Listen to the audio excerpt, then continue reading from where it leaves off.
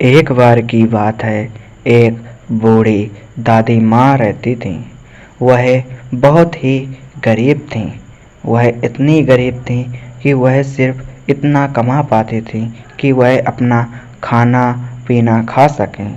वह अपने पूरे दिन अपने घर की सफाई कर रही थीं तभी और वह बहुत ही बीमार भी रहती थीं।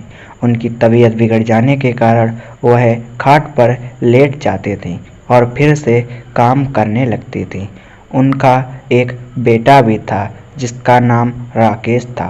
राकेश बिल्कुल भी काम नहीं किया करता था। वह पूरे दिन सिर्फ यूं ही घर पर आता और घर से बाहर एक तालाब के पास जाता और वह तालाब के पास जाकर पूरे दिन बैठा ही रहता था और तालाब को निहारता रहता था। इसलिए उसकी माँ उससे बहुत ही परेशान थी कि यह कुछ नहीं करता है, पूरे दिन इधर उधर घूमता रहता है, तो यह आगे चलकर क्या करेगा और कैसे हमारा गुजारा होगा। दादी माँ अपना भोजन पका रही थी तभी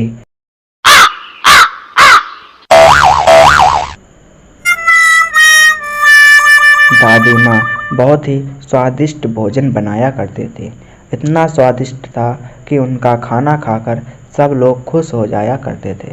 तभी पीछे से उनका बेटा राकेश आता है और वह अपनी माँ जी से कहता है कि माँ जी, आज खाना क्या बनाया है? जल्दी बताओ, मुझे बहुत ज़ोर से भूख लगी है। खाने में क्या है? तभी उसकी माँ कहती है, देखो बेटा, खाने में तो कुछ नहीं है। ये सिर्फ रूखे सूखे चावल हैं और घर में अब कोई राशन भी नहीं बचा था। मैं काम पर नहीं जा पाई क्योंकि मैं बीमार हो गई थी, इसलिए यह सिर्फ सूखे चावल ही है।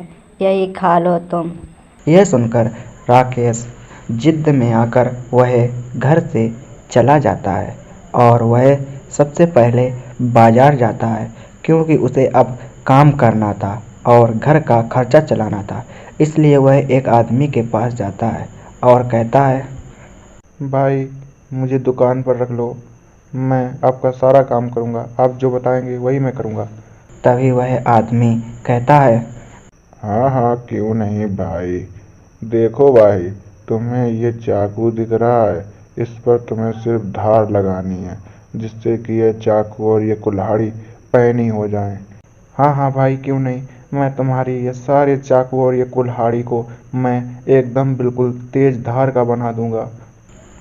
तभी राकेश जाता है और वहीं पास में चाकू को लेकर धार लगाने लगता है जिससे कि चाकू बहुत ही तेज धार का बन जाए और सब्जी इत्यादि चीज़ें आसानी से काटी जा सकें। और राकेश देखते ही देखते सारे चाकू और कुल्हाड़ी में तेज धार लगा देता है। उससे खुश होकर वह आदमी उसे कुछ रुपए देता है। राकेश कहता है, भाई, मैंने तुम्हारा सारा काम कर दिया है, अब मुझे कुछ पैसे दे दो और मैं चला जाऊं। मुझे क्योंकि राशन भी खरीदना है, तभी खाना बन पाएगा। तभी वह आदमी उसे पैसे देता है और राकेश पैसों को लेकर अपने घर चला आता है। वह अपने गांव के रास्ते से होकर अपने घर आता है और अपने घर जाकर सबसे पहले अपनी माँ के पास जाता है और अपनी माँ के पास जाकर जल्द से अपनी माँ को राशन देता है और अपनी माँ से कहता है, माँ जी, अब तुम चिंता मत करना। मैं अब आज से घर का सारा काम करूँगा और तुम्हारी सेवा भी करूँगा। ये लो आज का राशन, अब जल्दी से खाना बनाओ। मुझे बहुत तेज़ से भूख लगी है। अब आज से तुमको काम करने की कोई भी दिक्कत नहीं है। अब सिर्फ मैं ही काम करूँगा। ठीक है, अब आपको टेंशन लेने की कोई भी ज़रूरत नहीं है।